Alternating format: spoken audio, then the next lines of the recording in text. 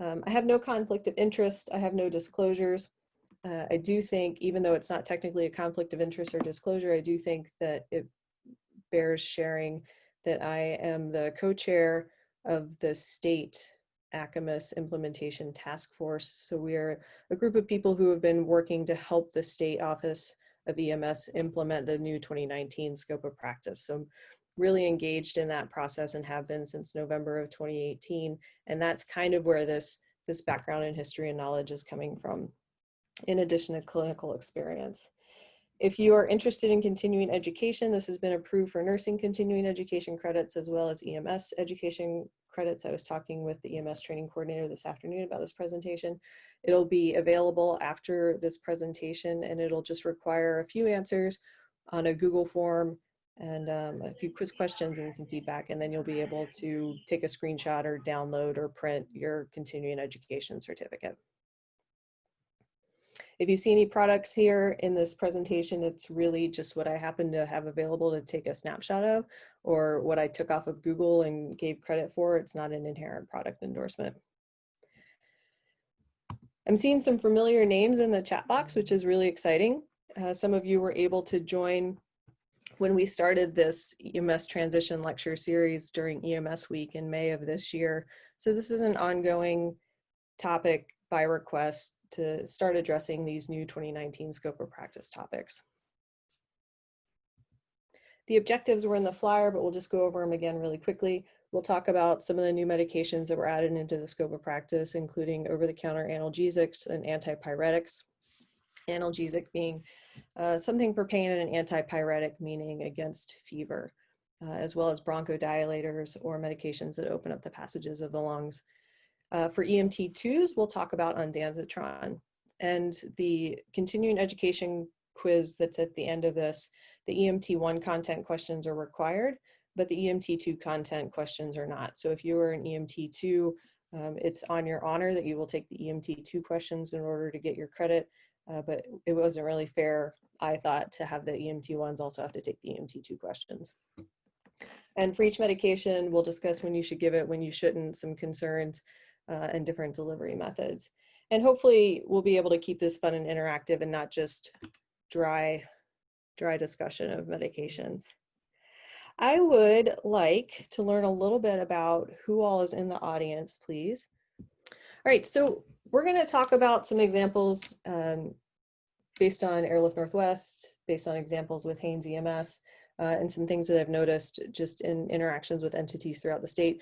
But of course, you need to defer to your local protocols regardless of what we present in this presentation. So a little bit about what changed. I apologize that this is kind of a scratchy screenshot, but this is an excerpt from the 2019 scope of practice that was released by the State Office of EMS. And in it, you can see that under 1.4 medication administration, there is a difference between aerosolized and nebulized medications and inhaled medications. So medications that you may have previously been authorized to administer or assist a patient with, like albuterol, that was considered aerosolized or inhaled. And now we're looking at a nebulized content, but we have to take that and put it into concert with the approved medications. So just because something is an approved medication route doesn't inherently include all medications that can be given by that route. So we have to take that approved route and combine it with the approved medications. So this is a direct screenshot again from that 2019 scope of practice document.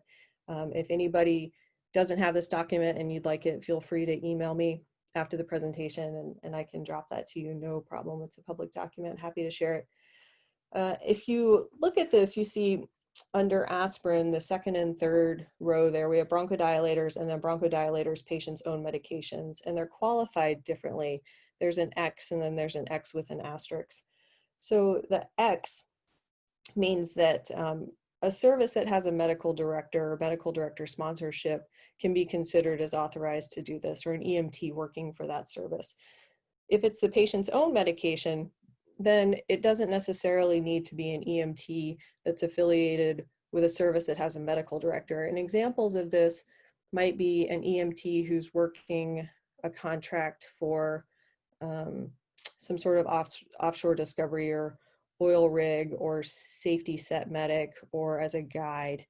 And they realize that someone needs treatment, but they want to help the patient with their medication, they're not quite sure if it's appropriate, then the X with the asterisk means that this EMT can contact a physician and use online med control to get permission to help a patient with their own medication. And it's not just limited to albuterol inhaler. So if the patient has, we'll talk about ipratropium as one of their prescribed nebulized medications that they take routinely, then the EMT may be able to contact online medical direction and get permission to assist the patient with their own prescribed medications.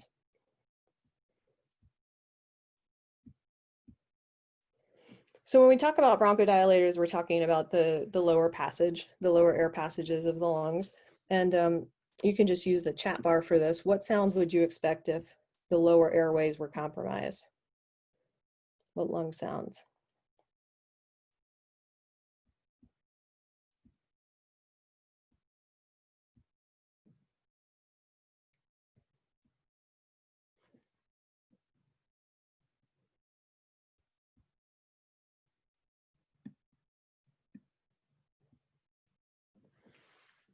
We have equal part wheezing and gurgling. Oh, diminish, that's great.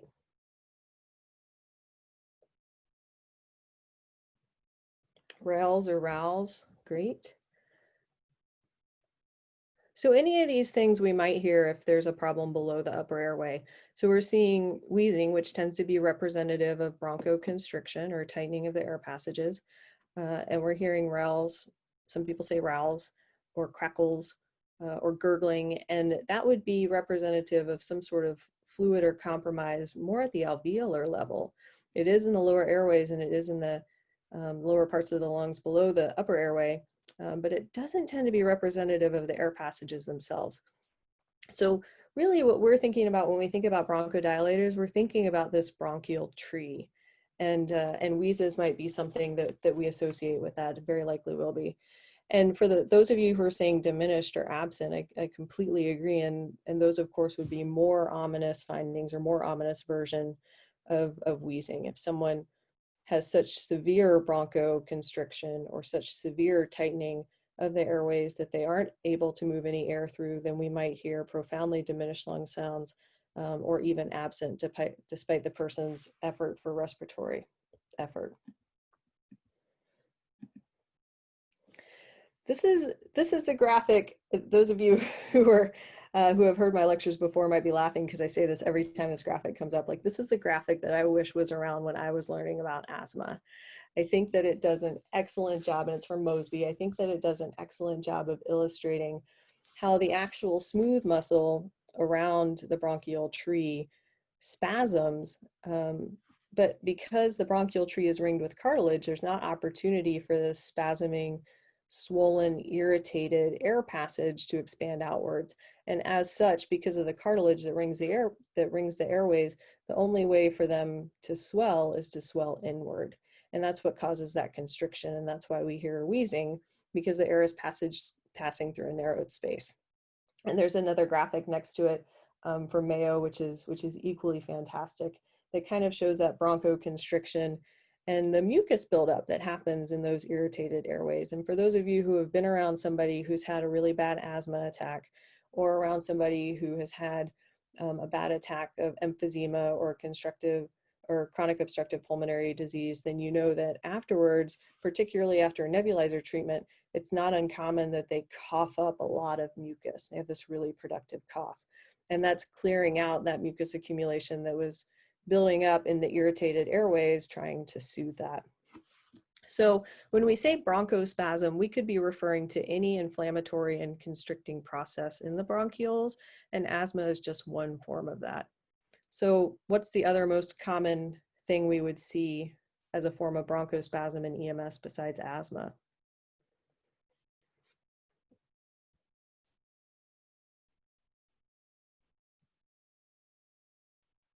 Allergic reaction is definitely possible. Is there something that's more common than allergic reaction? And this may be dependent on your demographics and your response area.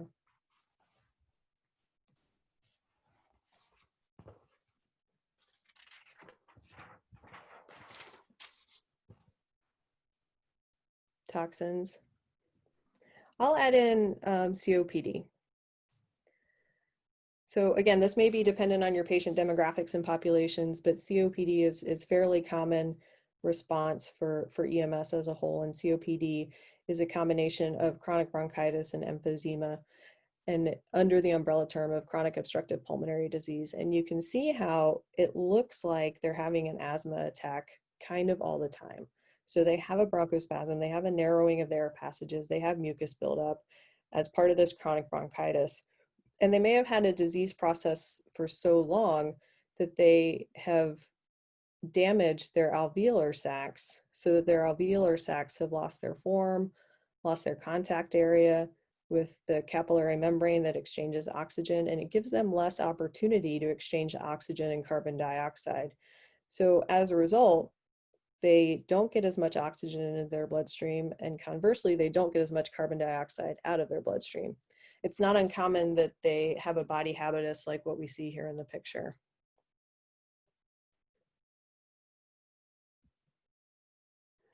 So with a patient who has a diagnosis of reactive airway disease or asthma or COPD, it's super common that they're on more than one inhaler.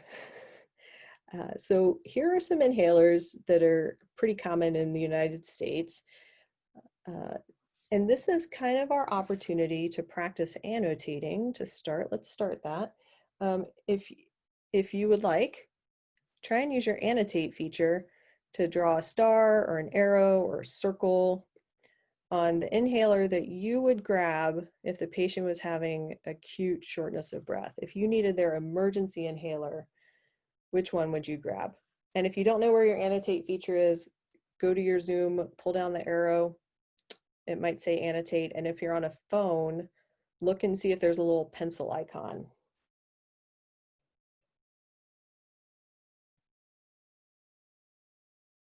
Yeah, some people are getting it.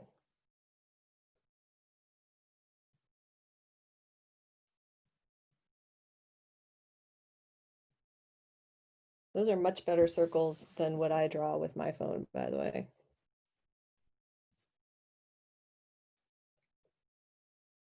I like all the different colors. Oh, look at the heart.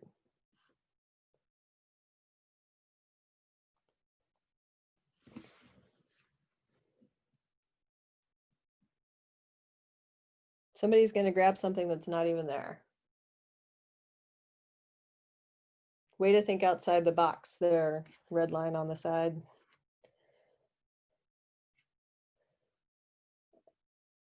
Oh, a star. All right, I can't keep up. You guys are amazing annotators. I agree with the heart and the star and the colors. And I'm not quite sure what I would be agreeing with in the margin, but I agree with anybody that picked any form of albuterol. Albuterol is the emergency bronchodilator. And what you see as the subheader for that category is beta-2 agonists. This is a category of medication that albuterol belongs to, and it refers to the receptor sites that it works on. So an agonist directly works on a receptor site, and the beta-2 receptors are in the lungs. There's beta-1 and beta-2, and if you need to remember this going forward for other classes, the way that I remembered it was beta-1 was for the one heart and beta-2 was for the two lungs. So something that is a specific beta-2 agonist works specifically on the two lungs, and it's a bronchodilator.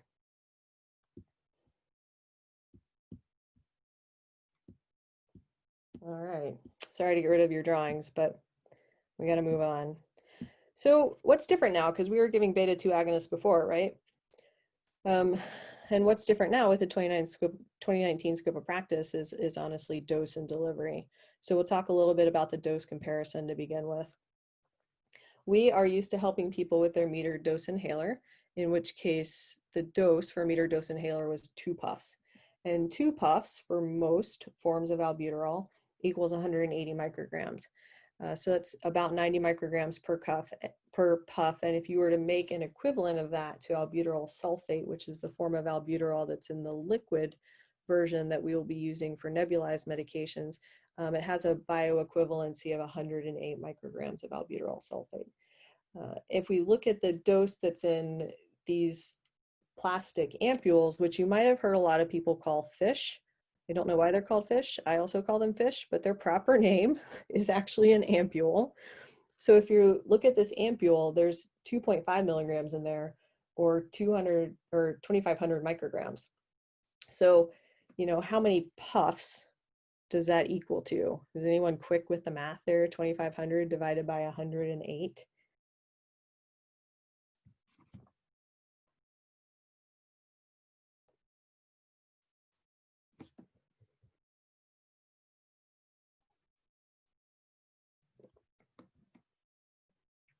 No quick math popping up in the chat bar.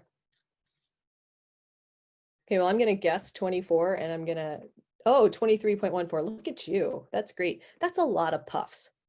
So if before our dose for a meter dose inhaler, thanks Tom, roughly 23. So if before our dose for a meter dose inhaler was 2 puffs and we were giving a, you know, 180 or 220 micrograms, and now we're giving 2,500 micrograms, we're giving a significantly higher dose.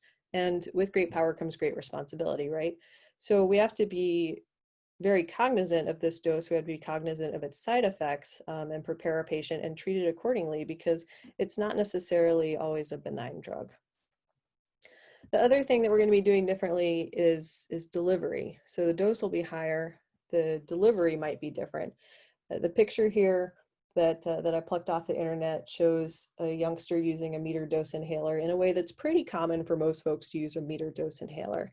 And as you've probably learned, a meter dose inhaler is much more effective when used in concert with a spacer. So here we have one example of a spacer. There's many different types of spacers out on the market.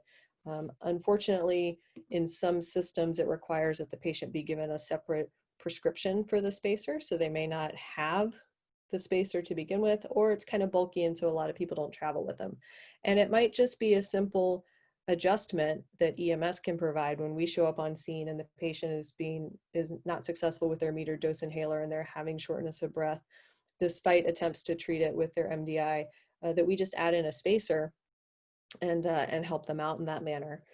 So we might try that first, and we'll talk later on in this presentation about other situations where a meter dose inhaler might be preferred over a nebulizer. But I think it's fair to say, and again, you'll follow your system's protocols, that if we respond to somebody who's having shortness of breath or worsening shortness of breath despite their attempts to self-treat with their own meter dose inhaler, then they might need something more. They might need nebulized medication that is in a different format and in a higher dose. And so we might be using a delivery device that looks like this. The nebulizer setup that's in the upper left-hand corner is probably more common nowadays than it used to be. So if some of you have been in EMS for a while, you may have seen that, you might not. You might be more familiar with the one that's in the upper right-hand corner. The upper right-hand corner, I think, is kind of the original nebulizer setup that a lot of us learned with. The one that's in the lower right-hand corner is, I think it's a fish. It looks kind of adorable for pediatrics. I wish they made that for adults.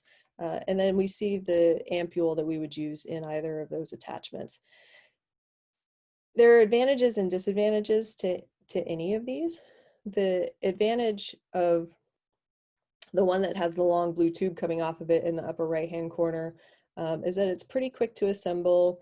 A lot of people are pretty familiar with it because it's what their home nebulizer may have been prescribed to them with. But it doesn't tend to have good compliance for the patient who's really anxious or for the patient who's really talkative. They tend to put the mouthpiece in their mouth and then just kind of talk around the mouthpiece and not actually receive the medication that they need to receive. And so in that, the version that we see that's attached to the face mask in the upper left-hand corner is a lot better for those folks that are having a hard time being compliant or that are really anxious or really talkative, because they can continue to talk to you and ask questions while they're receiving their medication therapy. If you're ever in a situation where all you have is the device that's in the upper right-hand corner with the blue pipe on it, and you have a patient that's super talkative and not able to be compliant with receiving their therapy, then you can actually make your own version of the mask that's in the upper left-hand corner by taking the reservoir bag off of a non-rebreather and then putting the medication administration cup where the reservoir bag for the non-orbicular was. And that's a pretty quick hack that I've used a lot. And thanks. So this is actually at the EMT1 level, to the person that just asked that in the chat. This is now the EMT1 level. Yeah, my pleasure.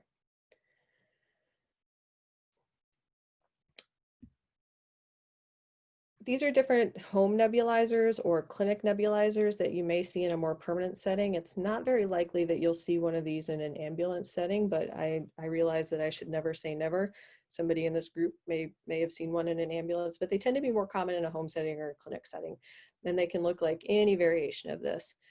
When somebody has one of these in their home or clinic setting, they run off of room air. So it has kind of a little compressor in there. And I'm sorry if I'm not using the right term, but that's what it is in my head, a little compressor in there that takes atmospheric room air and concentrates it so that the medication can be delivered forcefully by forced air. And they use the same mask over and over and over until it becomes too contaminated to use safely. In an ambulance setting, then we'll be using either our portable oxygen or our wall mount oxygen. And it tends to take, okay, thanks, Tom. It tends to take about 4 to 6 liters per minute in order to get a good mist to deliver the medication. And when the patient is receiving this nebulized medication, what we're doing is we're taking a liquid, we're putting forceful compressed air through it in an attempt to aerosolize small droplets of air that can be readily absorbed into the lungs. Albuterol and other beta-2 agonists are some of the very few medications that we give and use that work immediately on site. It doesn't necessarily have to be processed by the bloodstream. It doesn't have to be processed by another organ. It can work on site. And so it's going to have its greatest efficacy if it can be inhaled into the lungs. And the form that is most readily inhaled into the lungs is through aerosolization of small droplets. So it's to our patient's best interest if we can dial the oxygen to just the perfect amount where we get a steady, fine mist coming out of the nebulizer, but we're not blowing droplets in there by giving something that's too forceful or making them use precious effort to withdraw medication. And in my experience, again, that's about 4 to 6 liters per minute. Some of you who have attended some of these other lectures or maybe in your other learning have already started talking about CPAP. CPAP is in the EMT1 scope of practice. Again, this may or may not be adopted by your department, but in some departments that are using CPAP, they use CPAP in concert with a nebulizer treatment. And here we see right after the person's gloved hand and before the tubing that's going downward, in between there we see a nebulizer chamber that could hold that 2.5 milligrams of albuterol or another medication as ordered by medical control.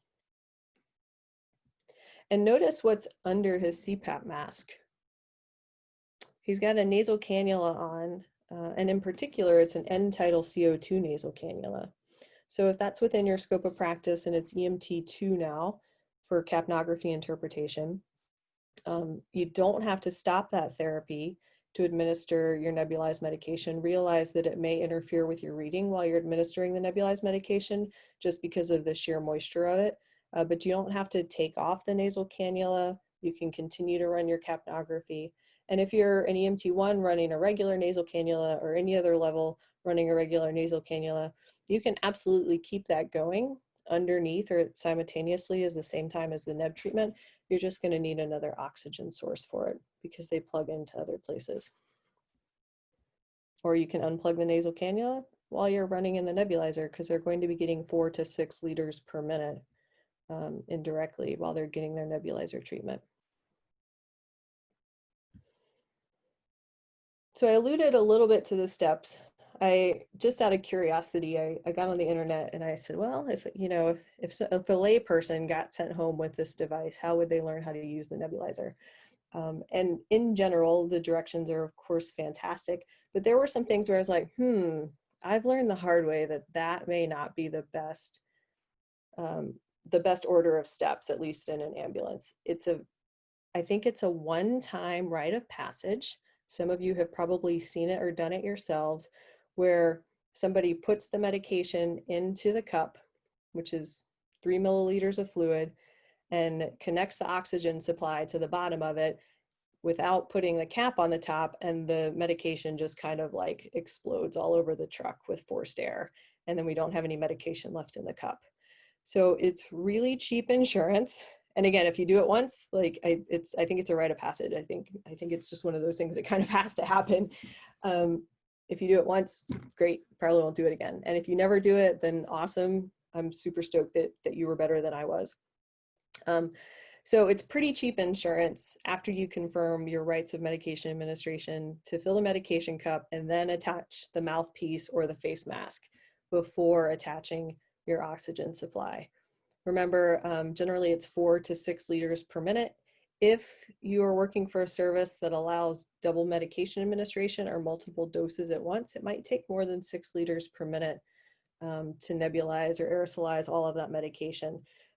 Whatever the number is, again, your goal is a nice steady mist. And then put that up to the patient's face, really taking care to avoid getting mist in the eyes.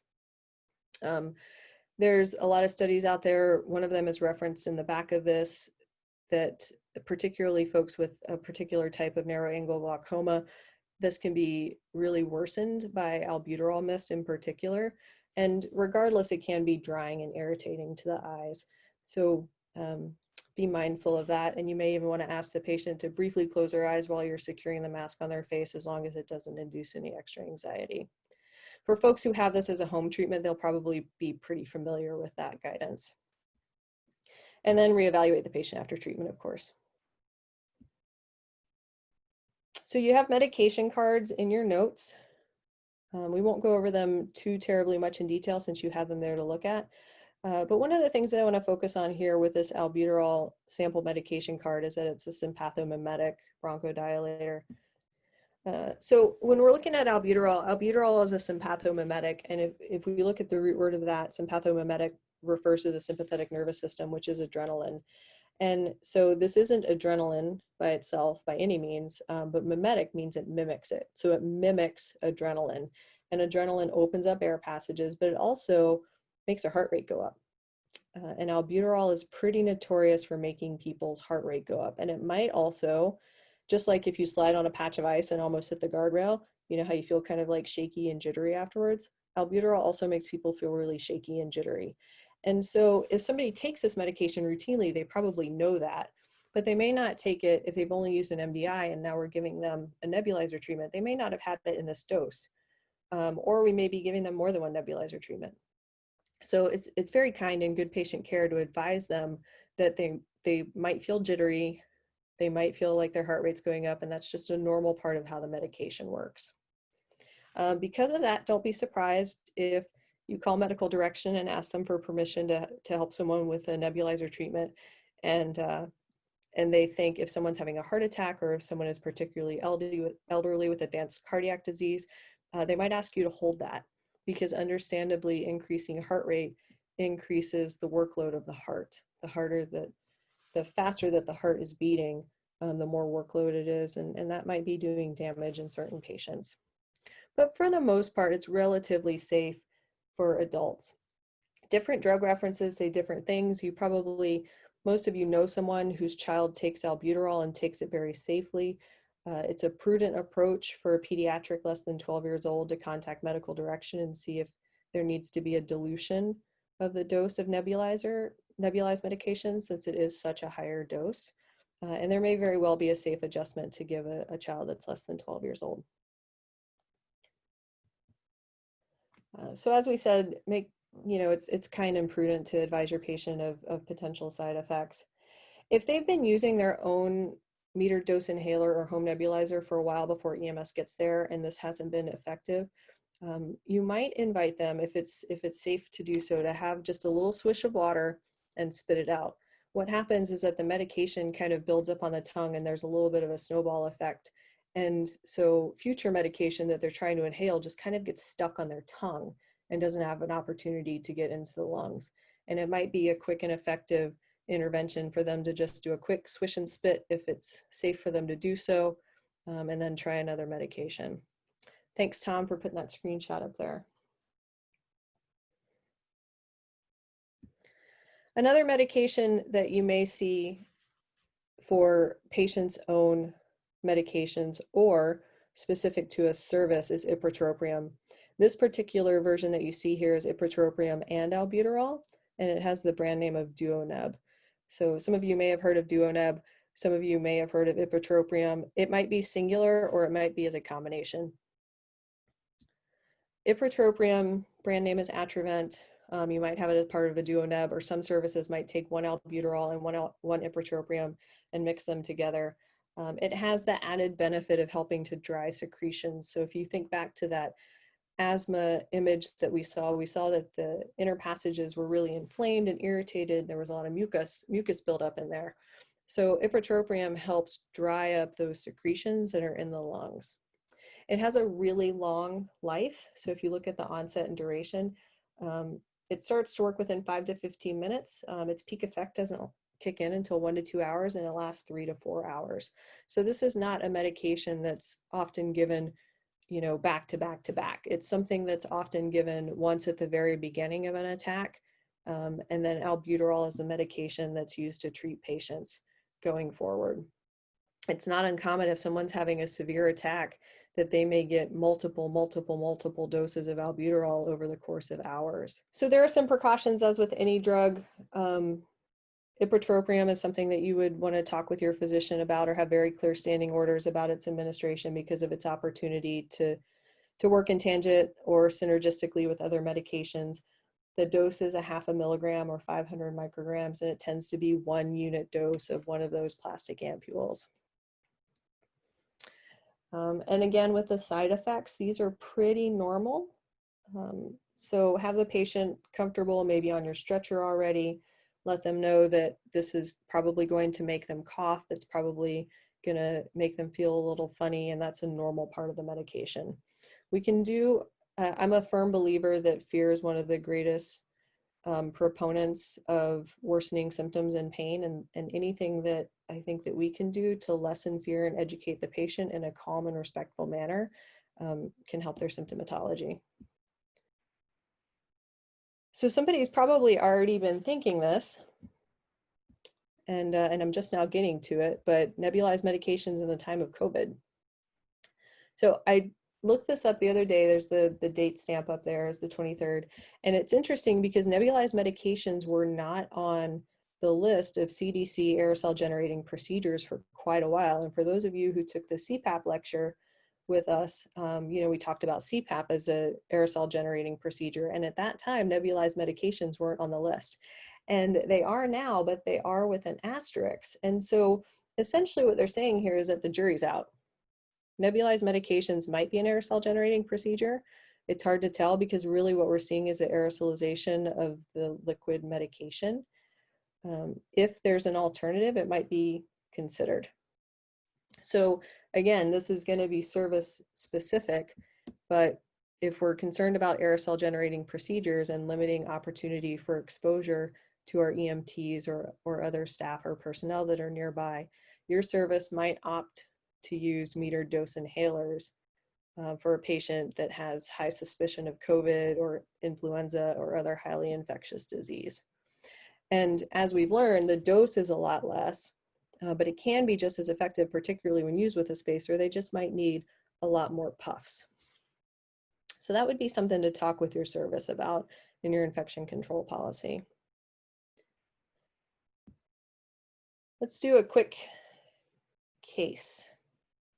So you are called to a private residence for a 74-year-old male with difficulty breathing. On arrival, you see him using his inhaler. He has a spacer. That's awesome. His son is nearby.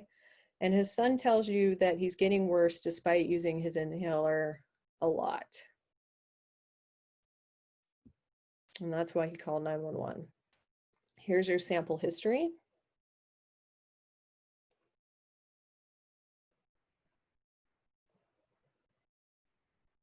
And it doesn't look like it was a significant amount of exercise or exertion that prompted this response. He was just trying to make some toast for breakfast.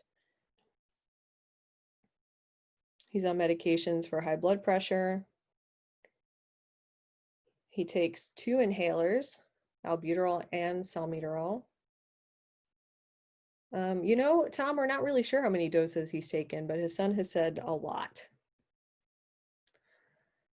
So next thing we're going to do is get some vitals and do a physical exam. Here's your vitals. Oh, good question, Tom. The medication is in date, and he does have one of those cool counters on the back of his MDI, and it says that there's 12 doses left.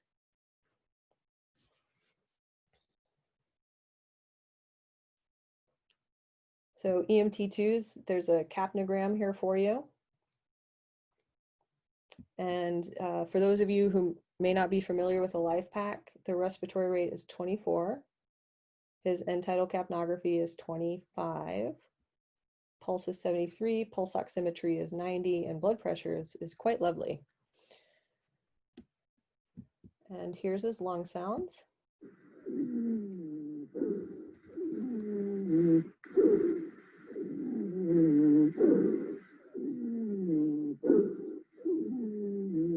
How would you chart those lung sounds or describe them to your physician when you're calling in a patient report?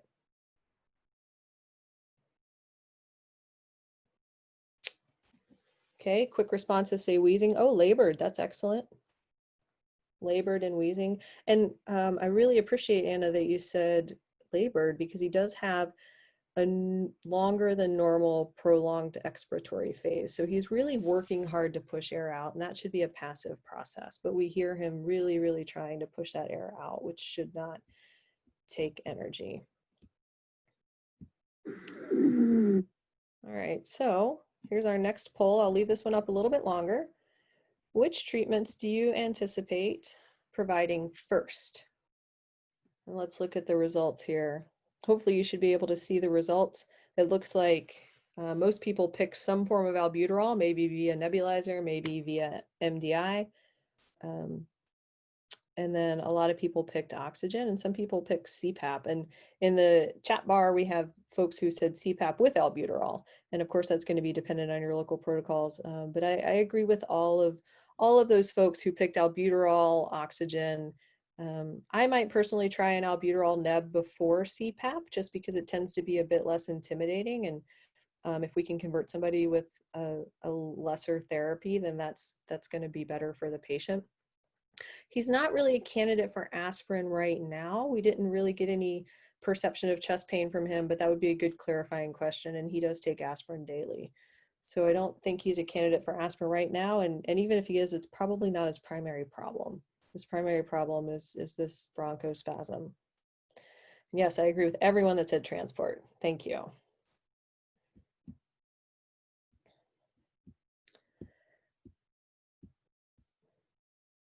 Questions about albuterol or nebulized medications before we move on to over-the-counter analgesics and antipyretics? Okay, we're going to talk about a few medications. We'll talk about over-the-counter. So anytime you see OTC, it means over-the-counter or something that you can buy without a prescription. The new category of oral analgesics and antipyretics that are allowed for the EMT. And I'm just going to focus on the two most common, which are acetaminophen and ibuprofen. Even though there are many, many more over-the-counter analgesics and antipyretics, we'll talk about those two and just mention a couple others. So NASEMSO, which is the National Association of the New Standard of Care for EMS organization, they have a general guidelines for care document. And it's kind of a universal approach or care algorithm for all patients. And from that, we can select what we think is our most common differential and then go to treat specific ailments after a general approach. And in these general guidelines for care, analgesia and antipyresis or addressing a fever might be considered. So this is an adaptation with credit to NASEMSO. If you have used your pain scale, and this might be a faces scale like the Baker-Wong where you have the smiley faces and then the crying faces, it might be, which is appropriate for pediatrics or people with language barriers, it might be a 1 to 10 scale if 10 is the worst pain of your life and 1 is simply annoying, where are you? Or it might be for concerns of fever, then you might consider these medications if it's within your permissive scope from your department. These medications are in that X asterisk category. If you want to flip back through your notes, you'll see that these are things that an EMT who's not with a service that has a medical director could call a receiving facility and consult to give somebody. So this is something that we would really see like pretty commonly in like a backcountry leadership or guiding situation where they've got a first aid kit with a lot of medications in it, but they need permission to be able to give this medication, and they may not be acting under an organization that has its own physician. Then they can call the nearest clinic or consultation service and see if it's appropriate to give their client something out of a kit. And I'm sure we can all think of other examples that would be similar to that. Sorry that this temperature is in Celsius. I thought I had scrubbed out all the Celsius and put in Fahrenheit, but Celsius is the way of the world. We'll talk about Fahrenheit later. And notice that qualifiers here that the patient needs to have a Glasgow Coma scale of 14 or greater. So they need to be alert and oriented and safe and able to swallow. Think about anybody you would give oral glucose to. That would be a candidate for oral analgesia or antipyretics. And if you don't think that the person would be safe to have oral glucose, then they definitely wouldn't be safe to swallow these pills. And ideally, they would be seated upright so that they can safely swallow. This is a sample card from acetaminophen. Since I volunteer in a border town, I have paracetamol on there because that's what Canada calls acetaminophen, and a lot of the world. And if you have cruise ship patients, cruise ship guests as patients, and they've been treated by international physicians, it's not uncommon in your report that you'll hear that the patient received 1 gram of paracetamol. So I think that it is good to be familiar with the international name for this. Not just because of orientation for patient care, but also because acetaminophen in particular has such a toxic compounding effect. We tend to think that it's pretty benign because it's over the counter, but unfortunately it can do great damage to the liver, particularly in large doses, and it can do damage to the liver with high doses over time, or it can do irreversible damage to the liver with 1 high dose at one time. So it's something that we really want to be mindful of, that the patient doesn't receive a toxic loading dose or a toxic cumulative dose of acetaminophen. So here we have the Fahrenheit transference from Celsius, in case that's more comfortable for you. Acetaminophen does kind of work at the central receptors of pain. It works differently than ibuprofen, which might be interesting for folks when we get to ibuprofen and talk about how it works. But it is fantastic for fever, and it's fantastic for analgesia. Some of you may be familiar with or have heard studies where they have compared the efficacy of morphine to acetaminophen or morphine to ibuprofen for pain management for like fractured clavicles, sprains and strains, and the pain management that people receive and the pain relief that people receive from acetaminophen or ibuprofen are comparable or better than morphine without some of the side effects of morphine. So please don't think that you're not doing your patient a valuable service in analgesia by using something that's over the counter. It actually is quite effective. It's obviously not going to make their pain go to a 0 if they have a completely broken femur, but it might help take the edge off, and it might do more than we give it credit for. So we talked about how acetaminophen is liver toxic. That's detailed greatly here in the contraindications. And notice here in the contraindications that there's also this qualifier of hypothermia. Part of how acetaminophen works to take away fever is that it lowers the body core temperature. So if someone is already cold, acetaminophen can make them colder.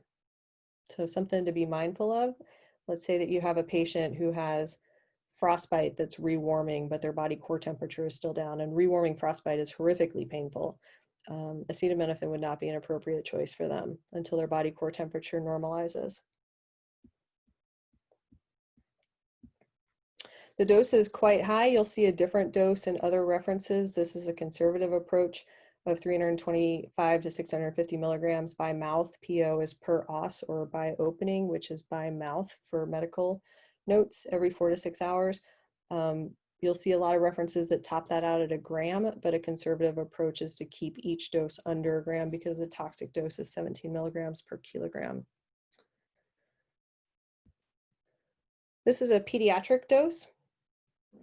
Whichever reference you have for your pediatric dosing, this might be a good one to check and see if it's on there, because acetaminophen and ibuprofen are really common for analgesia and for fevers in children.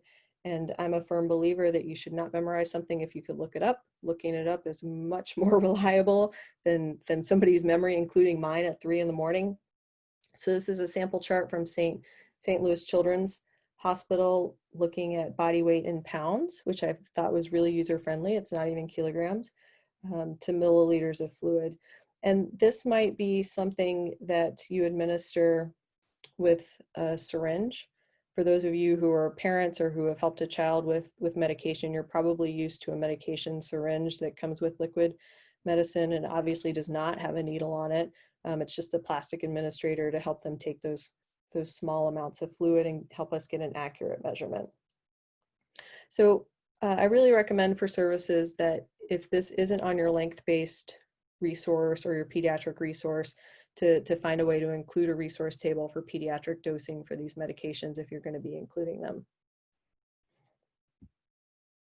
This is a sample card for ibuprofen, which carries the brand names of Advil or Motrin, as well as many others. Those just tend to be two of the more common ones.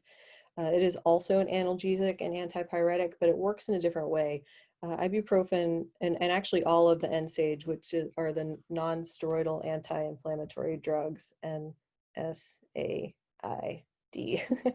All of those drugs work on prostaglandin release. So I heard somebody say it in a really great way once. They said, how does it know exactly where I'm hurting? And it's because that's where the prostaglandin releases as part of this inflammatory pain response, and ibuprofen and naproxen and things in that family work directly on that. So it's not centrally acting like acetaminophen is.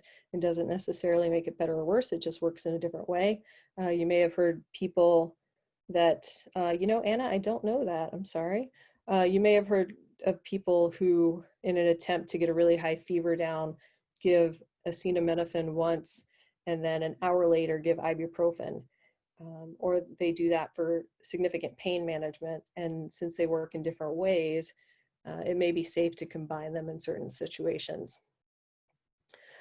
Again, we see that it's contraindicated if the person cannot safely swallow. It's pretty cheap insurance to have them take some sips of water and make sure they can tolerate that before asking them to swallow a pill. People can be really allergic to this, but more commonly it causes upset stomach.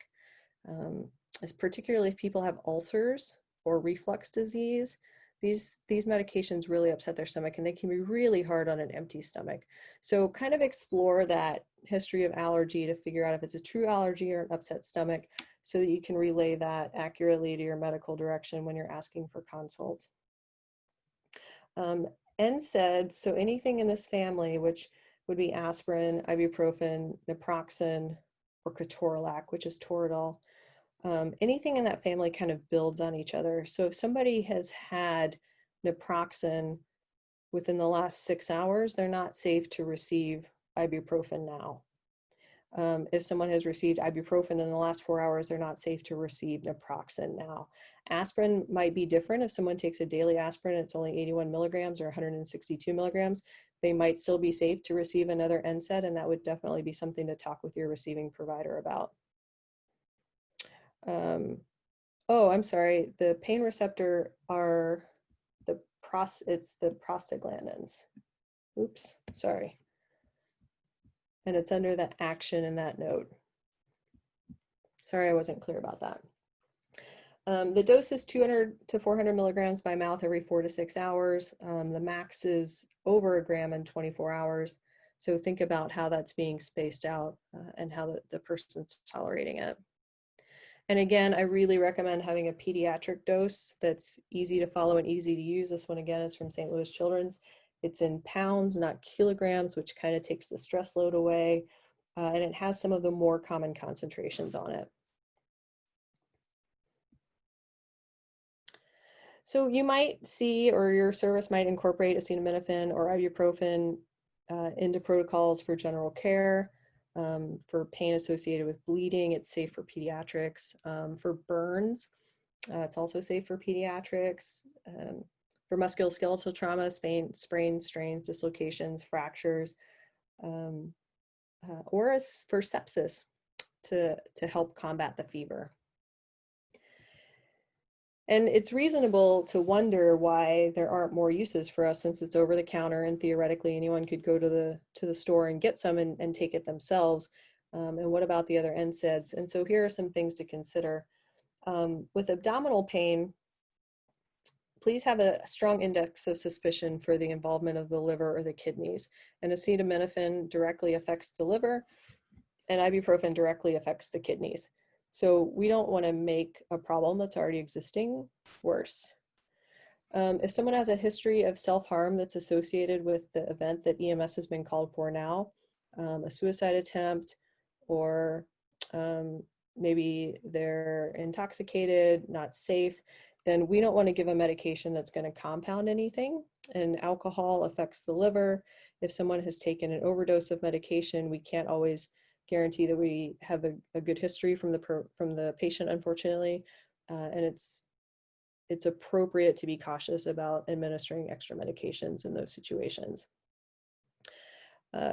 People ask pretty frequently whether or not this scope of practice includes administration that's common for nursing or common for health aides, like acetaminophen rectally, which is super common, especially when we're trying to get a fever down in a child, and that has not been approved. So it's oral analgesics only. And some of you may be familiar that acetaminophen also has an IV form, and that's not approved in the scope of practice either. So it's oral, over-the-counter analgesics and antipyretics. Be really mindful of the toxic dose. Remember that since these medications lower the body core temperature for fever, they may not be safe for a hypothermic patient, particularly acetaminophen. And be mindful if they've already taken aspirin or naproxen. Aspirin we tend to have in our kit already for cardiac purposes, and it works really, really, really well for cardiac purposes. Ibuprofen is a little bit better for musculoskeletal concerns. So if you have aspirin but not ibuprofen, it would be worth talking to a provider about to see if that's what they want to give, because sometimes the dose of aspirin that's required for pain management, the benefit of pain management is outweighed by the side effect of, or actually the primary effect of aspirin in its clot inhibition. So it may not be worth the risk-benefit balance there. And naproxen may be something that your service decides to employ. It lasts for 12 hours instead of 4 to 6, which some folks find really beneficial. There will be a new skill sheet coming out for EMS educators and learners. So you have copies of this. I won't go over it in great detail. This is the draft version. The final version will hopefully be out by October for rollout to educators, for those who are wondering. Realize that it starts off with your rights of medication administration. So you're still confirming all of those things, confirming that you have an appropriate order, that it's safe to give it, and consulting with somebody as directed by either your standing orders or your protocols. And then it's separated here for oral over-the-counter medications. Make sure that they're safe to swallow, check for contraindications. And this might be something that you make a list of while you're learning. You know, what are the contraindications? That the patient's not hypothermic, that they haven't taken a previous dose, that they're not inebriated with alcohol, that they don't have hepatitis, for example.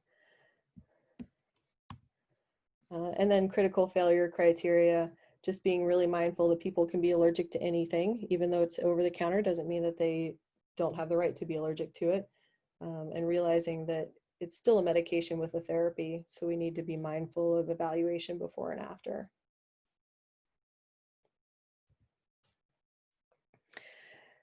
For those of you who are program administrators, this is just one department's sample implementation for over-the-counter analgesics. Before use in patient care, after a training session comparable to this one, the EMT had to pass a written test with 80% or better, and then demonstrate proficiency in calculating an adult and pediatric dose and getting a double check from a peer before administering that with a syringe to, you know, a cup or whatever disposal device you want to do.